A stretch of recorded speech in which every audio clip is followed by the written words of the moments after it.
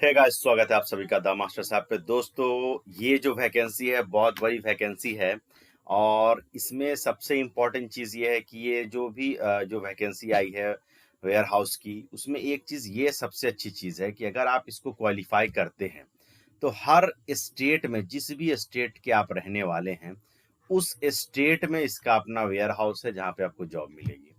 अब उसमें जो पोस्ट हैं वो 4 पोस्ट मैंने इम्पोर्टेंट जो 4 पोस्ट हैं वो 4 पोस्ट मैंने आपको यहाँ पे थंबनेल में दिखाया है। ठीक है? अब उसके अलावा भी उसमें वो उस पोस्ट के अंदर भी सब डिविजन्स मौजूद हैं। जैसे कि आपका सुपरिटेंडेंट है या जूनियर टेक्निकल असिस्टेंट है या जो भी है, तो उसके अंदर भी अलग-अलग डिपार्टमेंट्स हैं। तो ये एक चीज़ आप समझ लीजिए कि ये वीडियो थोड़ा-सा लंबा होगा। अगर आपको सारी जानकारी चाहिए तो वीडियो को पूरा देखना होगा।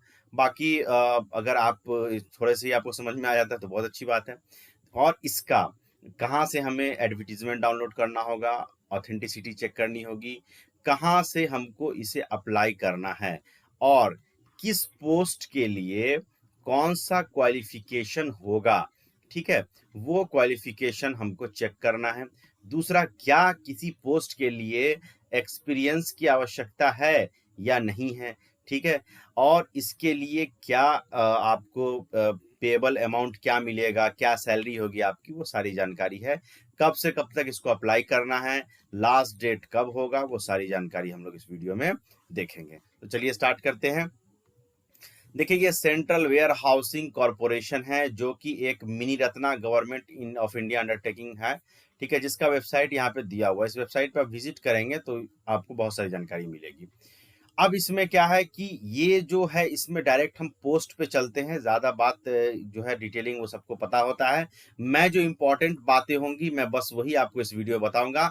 बाकी की चीज़ें आप एडवर्टीजमेंट डाउनलोड करके खुद से पढ़ सकते हैं। ठीक है, तो देखिए, सबसे पहले इसमें एक पोस्ट जनरेट किया गया है जो पोस्ट है असिस्टेंट इंजीनियर सिविल का। इसके लिए जो आपका पोस्ट है वो टोटल पोस्ट 18 है, जिसका डिवीजन यहाँ पे आपको देखने को मिलेगा। एससी का 2 है, एसटी का 1 है, ओबीसी का 4 है, अनरिजर्व का 10 और ईडब्ल्यूएस का 1 है। ये इसके लिए आपकी जो सैलरी है 40,000 से 1,40,000 इवन ये ग्रेड है इसका, इसमें माना गया है। अब जो है as on the last date of submission of application form का डेट जो है लास्ट 24/9 है, उस डेट तक आपका एज जो है 30 साल होना चाहिए। ठीक है, यानी कि आप जो है 25/9/1993 से पहले और 24/9/2005 के बाद पैदा नहीं होने चाहिए। मतलब कि 1993 जो है उसके बाद की आपकी डेट ऑफ बर्थ हो और 2005 से पहले की हो। ठीक है, तो इससे आप क्राइटेरिया को फुलफिल करेंगे। ठीक है, तो 30 इयर्स जो है आपका ये आपको इसमें रखना होगा। ये आपका मैक्सिमम 30 इयर्स आपको मिलेगा। अब उसके लिए है कि जो रिलैक्सेशन है वो क्या क्या रिलैक्सेशन मिलेगा, वो एज रिलैक्सेशन जो रिजर्वेशन के आधार पे मिलता है वो भी इसमें आपको मिलेगा, जो सेंटर की तरफ से है वो मैं बताऊंगा आगे।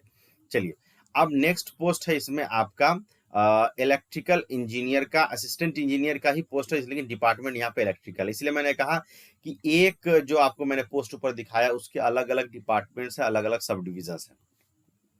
अब इलेक्ट्रिकल वालों के लिए जो ओबीसी का सीट है, ओबीसी के लिए 1 है और अनरिजर्व के लिए 4 है। टोटल इसमें 5 सीट है।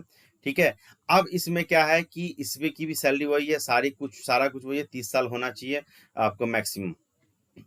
नेक्स्ट पोस्ट है आपका अकाउंटेंट का। ठीक है, अकाउंटेंट के लिए भी यहाँ पे टोटल 24 सीट अवेलेबल है। एससी के लिए 4 है, एसटी के लिए 1 है, ओबीसी के लिए 6 है, अनरिजर्व के लिए 11, ईडब्ल्यूएस के लिए 2 है। इसमें भी वही सारा कंडीशन है, सेम टू सेम। नेक्स्ट है आपको सुपरिटेंडेंट जनरल। ठीक है, इसके लिए टोटल 11 सीट है, अनरिजर्व का 10 है, ईडब्ल्यूएस का 1 है, सारा कंडीशन वही है जो ऊपर है। नेक्स्ट है आपका junior technical assistant. Junior technical assistant के लिए 81 सीट्स अवेलेबल है। इसमें 17 एससी का सीट है, एसटी का 5 है, ओबीसी का 18 है, अनरिजर्व का 33 है और ईडब्ल्यूएस का 8 है।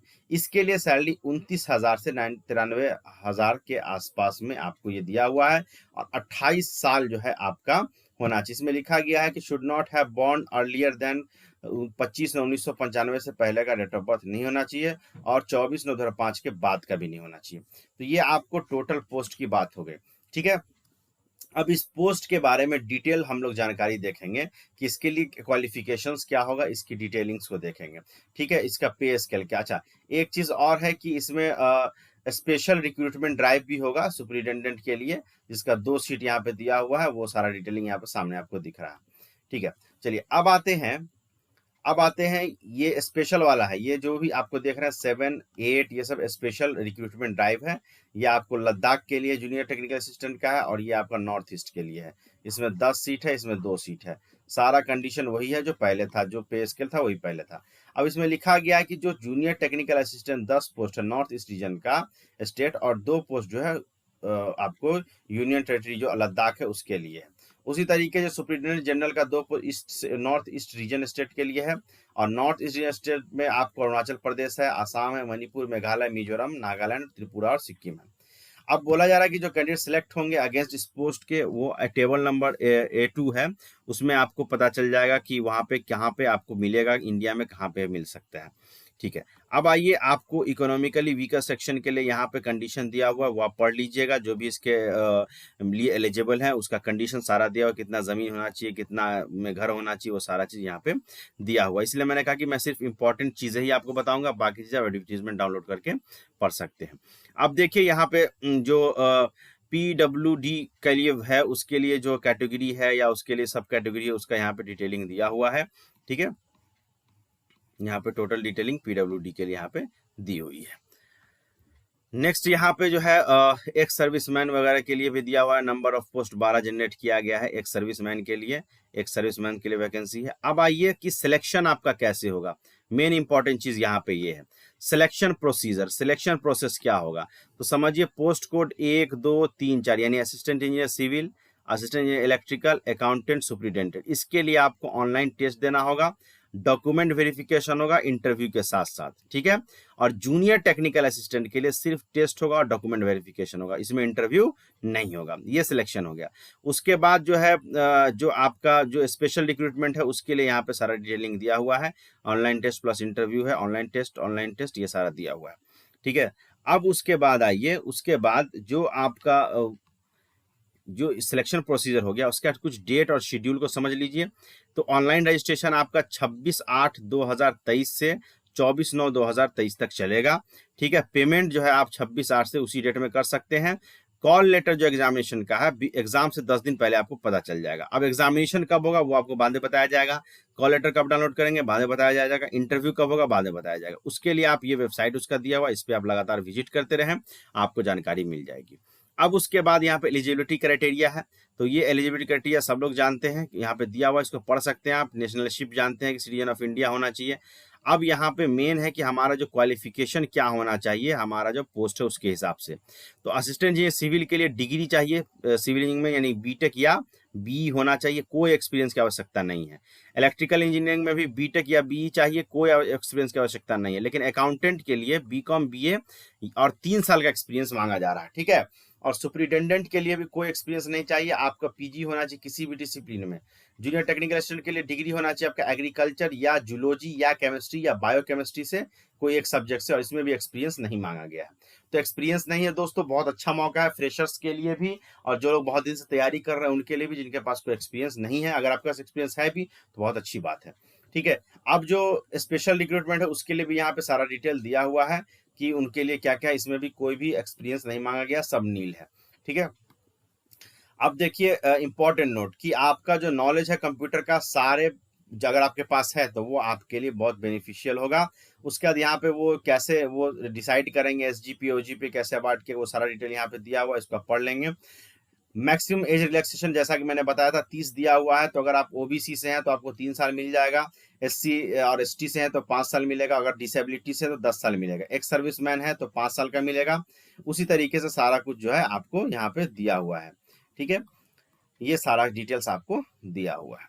चलिए, ये सब आप पढ़ लेंगे। टोटल ये एज रिस्ट्रिक्शन डेफिनेशन क्या है एक्स सर्विसमैन का, वो कैसे वो डिसाइड होगा कि कौन एक्स सर्विसमैन होगा, ये सारा डिटेलिंग यहाँ पे इसमें दिया हुआ है। अगर आपको जरूरत है तो इसको पॉज करके भी आप पढ़ सकते हैं।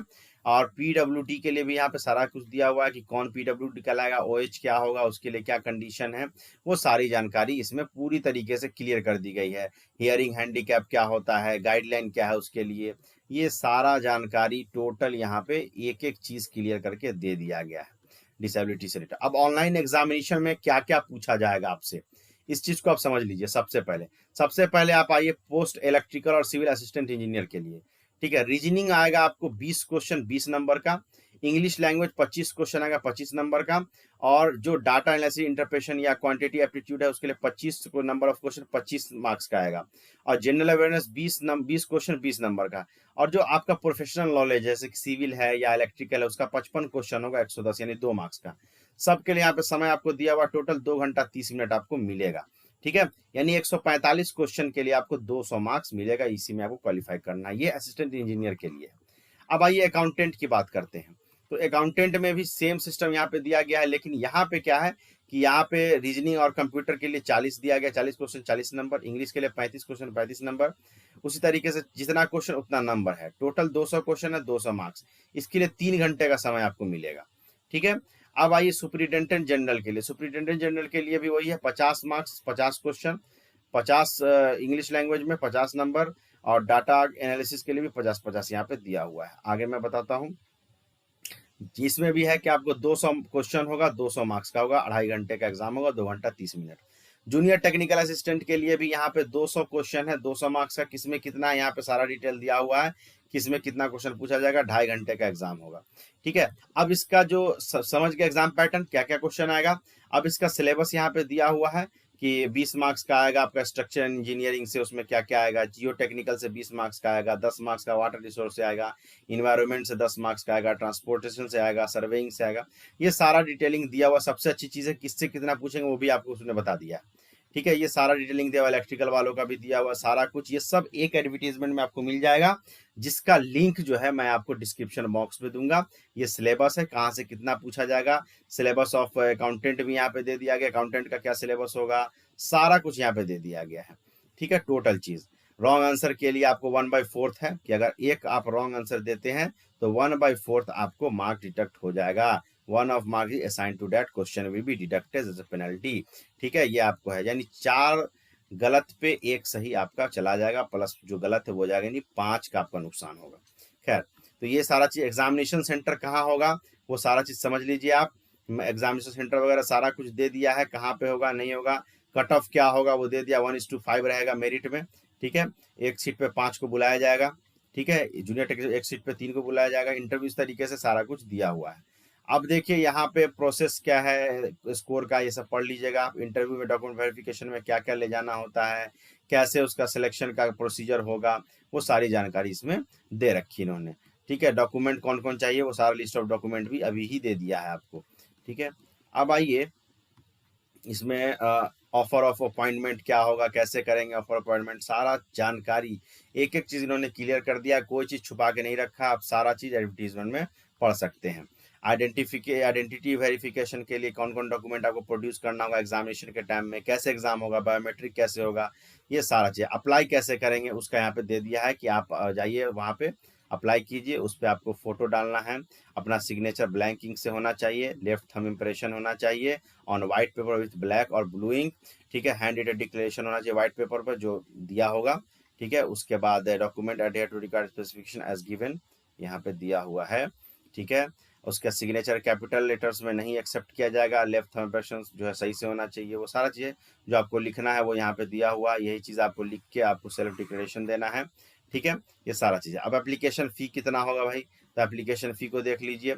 एप्लीकेशन फ़ी यहाँ पे दे दिया है कि अगर आप मेल कैंडिडेट हैं, अनरिजर्व या ईडब्ल्यूएस या ओबीसी से बिलोंग करते हैं तो एप्लीकेशन फ़ी 850 लगेगा, और 400 रुपया इंटीमेशन है, टोटल 1250 रुपया आपको लगेगा। अगर आप SC/ST हैं, वुमेन कैंडिडेट हैं या एक्स सर्विसमैन हैं तो आपको सिर्फ 400 रुपया इंटीमेशन चार्ज ही लगेगा, एप्लीकेशन फ़ी नहीं लगेगा। ठीक है,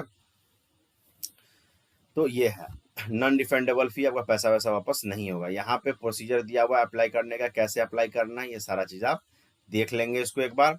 ठीक है, अब मोड ऑफ पेमेंट क्या है, कैसे आप पेमेंट कर सकते हैं, UPI वगैरह सारा चीज़ से पेमेंट कर सकते हैं। सब चीज़ का ऑप्शन इन्होंने दे रखा है आपको, कैसे UPI से होगा, कैसे आपके मोबाइल पर मैसेज जाएगा, ये सारी जानकारी। जनरल इंस्ट्रक्शंस यहाँ पे दे रखे इन्होंने, इसको पढ़ लेंगे आप लोग। ठीक है, कैसा फोटो चाहिए, किस साइज का चाहिए, ठीक है, वो सारा चीज़ आपको यहाँ पे दे दिया गया है।